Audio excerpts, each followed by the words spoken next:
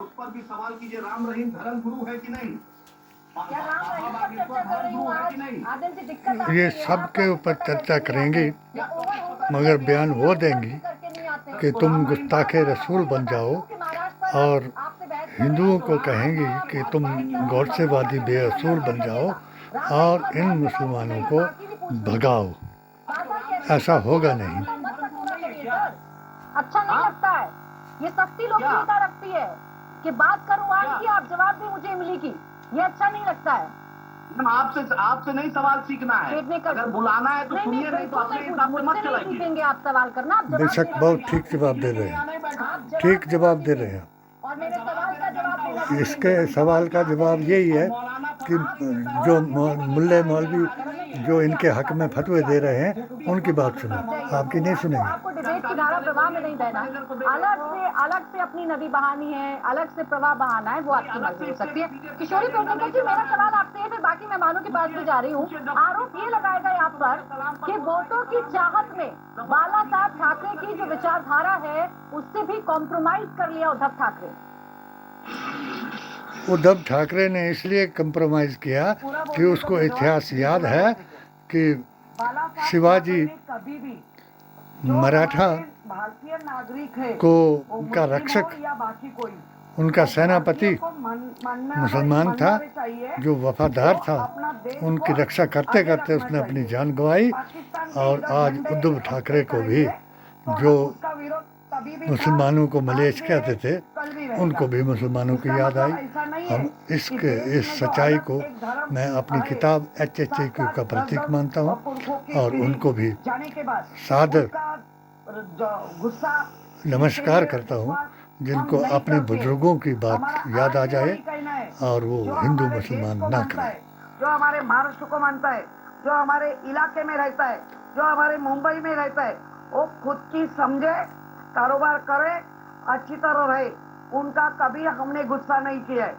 लेकिन वो पाकिस्तान जाएगा, पाकिस्तान के पंतप्रधान का केक काटेंगे, उसको केक खिलाएंगे, हम खाएंगे और बाद में देश में आने के बाद वही बात करेंगे, गलत है, ये गलत है। इसीलिए अच्छा मैडम, पहले तो ये बताइए कि कौन मुसलमानों के खिलाफ कभी भी कौन जाति कर रहा है, कौन उन्हें पीट रहा है? ये सिर्फ इंडिया टीवी को पता नहीं है कि मुसलमानों के साथ क्या हो रहा है।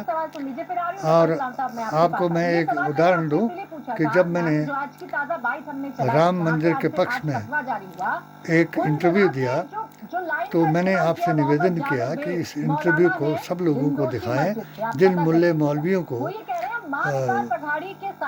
वेद पुराण गीता ग्रंथ और कुरान का ज्ञान नहीं, जिनको भारतीय संविधान का सम्मान नहीं, उनको समझाओ। मगर आपने फतह का फतवा दिखाया, मुसलमानों को जलील करवाया और मेरा फतवा दिखाने की आपको हिम्मत नहीं आई। अगर आज भी आप दिखाने की हिम्मत कर सकती हैं तो वो मेरे पास मौजूद है, अब मैं आपको भेज सकता हूँ। आप अपना कोई नंबर बताएं या व्हाट्सएप नंबर बताएं तो आप अपनी हिम्मत को मुझे दिखाएं। तो अभी उद्धव जी काम करे, उसके बाद में हमारे आदित्य काम करे, हर एक की कंप्लीट कर देती हूँ। किशोरी जी रुकिए मैडम, एक एक शब्द बताना पड़ रहा है आपको। वो ये कह रहे हैं, मैं फिर कंप्लीट कर देती हूँ। बाला साहब ठाकरे और आज की उद्धव साहब की सेना में बहुत अंतर आ गया है, क्योंकि उद्धव साहब जो हैं वो विकास की बात करते हैं, तो क्या बाला साहब ठाकरे विकास की बात नहीं किया करते थे? बाला साहब के साथ रहने के बाद भी आज भी भारतीय जनता पार्टी ने हमारे साथ इतना गठबंधन करने के बाद भी बाला साहब का ये था ना, तो भी बाला साहब की शिवसेना तोड़ी ना, मोड़ी ना, उसमें क्या अभी दिखेगा 23 तारीख को? ये तोड़ना जानते हैं, जोड़ना नहीं जानते। अरे उसमें तो खून है बाला साहब का, क्यों गलत होने चाहिए? किशोरी पेडनेकर जी, शिवसेना को तोड़ने से मौलाना के बयान का क्या रीजनिंग आप दे रही हैं, समझाइएगा। मैंने सिंपल सवाल पूछा आपसे, क्या उस वक्त विकास नहीं हुआ करता था जो आज उद्धव ठाकरे विकास की बात कर रहे हैं? वो जाने, देखिए उसके लिए पूरा महाराष्ट्र में बोलिए ना। पूरा चलिए ठीक है किशोरी जी, अभी क्लियर कर देती हूँ, फिर अन्य मेहमान के पास जा रही हूँ, ताकि जब ना पहले किशोरी जी किशोरी जी दोनों एक साथ नहीं बोल सकते ना, आप बोले या तो मैं बोलूं। मेरा प्रश्न सुन लीजिए एक बार, अभी क्लियर कर लेते हैं। किशोरी जी बोलिए कि मौलाना जाबिर बेग साहब ने जो कहा वो बिल्कुल गलत था, आप इसकी निंदा करती हैं और आप उनसे पूछेंगी कि आपने ऐसा क्यों कहा। महायुति के साथ है, बोलिए ना। जाबिर बेग ने जो कहा वो गलत था, उन्होंने बाला साहब ठाकरे के बारे में जो कहा वो गलत था। उनका मस्जिद है, उनका जो है, हम ये नहीं पूछेंगे। क्यों पूछने का? ठीक, नहीं पूछेंगे। बाला साहब ठाकरे के बारे में बड़ी बात कह दी, आप नहीं पूछेंगे। जफर इस्लाम जी, फिर आ रही तहसीन जी आपके पास सीधा। जफर इस्लाम जी, सब लोग आप पर ये आरोप लगा रहे हैं कि ये शुरुआत आप लोगों ने की, और ये शुरुआत जब की तो अब उसका परिणाम आप भुगतेंगे। आप बड़ी बड़ी बातें करते हैं, लेकिन आपने पार्टियों को तोड़ कर महाराष्ट्र की मूल भावना को तो बदल ही दिया ना। बटेंगे कटेंगे तो आप ही ने किया सबसे पहले। देखिए, पहले तो मैं वालेकुम सलाम कहूंगा। आदिल साहब ने मुझे सलाम किया। जफर सलाम जी, हमारा भी सलाम। वालेकुम सलाम जवाब देना जरूरी है। उसको भी साथ ले आओ जो सनातनी बन गई, ये लोग आपकी सुबोई खान। मकसद के लिए सरकार में आए थे, जिस मकसद के लिए सरकार में आए थे वो मकसद पूरा नहीं कर रहे थे, और इसलिए जनता तराई तराई कह रही थी। उनकी अपने पार्टी में ही ऐसा नाराजगी था कि शिंदे जी के साथ पूरे के पूरे, आप सोचिए कि 40-42 अगर चला जाए एक साथ एमएलए, तो आप 50 के एमएलए एक साथ चला जाए, समझिए कि पार्टी की क्या हैसियत बची। मतलब बहुत ज्यादा नाराजगी थी, और ऐसी नाराजगी थी कि उद्धव ठाकरे जी को कोई देखना नहीं चाहता था कि वो मुख्यमंत्री बन के रहे, ताकि वो काम नहीं कर रहे थे। आज देखिए, शिंदे जी मुख्यमंत्री हैं तो जनता के हित में काम कर रहे हैं, प्रदेश के हित में काम कर रहे हैं, विकास को आगे बढ़ा रहे हैं, विकास की दरिया बह रही है। तो जब विकास की गंगा बह रही है तो उसमें किसको फायदा हो रहा है? उनका प्रचार करने के लिए जो तुम विकास की गंगा बहराए रहे हो, तो उससे किसको फायदा है? हमारी महिलाओं को फायदा है, हमारे बहनों को फायदा है, जो बलात्कारी पता है आपने बहुत विकास के कार्य किए हैं, तो बटने कैद में है, उनको पेरोल पर लो, उनसे प्रचार करो।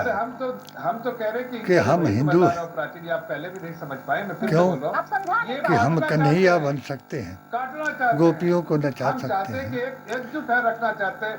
हम तो कहते हैं साथ रहो, उस बाबा को लाओ रहेंगे तो जो फिल्में बनाते हैं, हम एक साथ उनको भी लाओ और पेरोल पर ला करके उनसे प्रचार कराओ, ताकि हिंदू मुसलमान हो जाए और 80% हिंदू एक तरफ हो जाए, और उनको अपना आदर्श बनाए, और आदर्श बना करके फिर अपनी रंगरेलियां मनाए।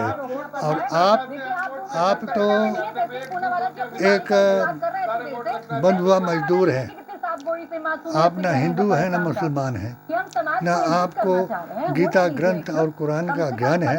सिर्फ आपको ये भी नहीं पता कि क्या कहता संविधान है, तो आप इतना ही पता आपको है कि आपको भेज दिया।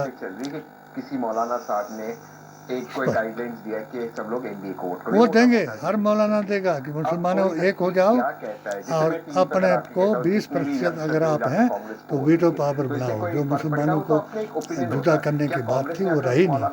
अब उस बात को आप 80% करने के लिए कह रहे हैं, तो वो कभी नहीं होगा। 40 बराबर 40 होगा, और 20% वीटो पावर बंद करके जीत दिलाएगा। मलिक जो एक आतंकवादी कॉन्विक्टेड है, उसकी पत्नी राहुल गांधी जी को पत्र लिखती है। बहुत इंटरेस्टिंग चीज है, मैं राहुल जी के ऑफिस से भी बात कर रहा था। ये पत्र राहुल गांधी जी के पास नहीं पहुंचता, ये पत्र बीजेपी के एक आप पत्र की बात कर रहे हो, वो बात आपको भूल गए कि उग्रवादी को लाने के लिए खुद हमारे मंत्रियों ने ये फैसला किया और उसको ला करके वहाँ छोड़ दिया, और उनके कैदियों को छोड़ा, और बिरयानी खाने के लिए आपके प्रधानमंत्री भी वहाँ जा करके बिरयानी खाई, और यहाँ आकर के लोगों को बताते हैं, हिंदू मुसलमान कराते हैं। कोई भी इनकी ऐसी स्पीच नहीं। राम का नाम कम और मुसलमान और पाकिस्तान का नाम 60% इनके भाषण में आता है। पूरावाला जी, मौलाना ने जो कहा, उन्होंने इस बात को भी स्वीकारा कि आए थे सुनील प्रभु, और सुनील प्रभु भी ये कह रहे हैं कि मैं गया था, और उसके बाद फतवा जारी हुआ। तो ये जानकारी ऐसा नहीं है कि एमबीए को नहीं है जानकारी।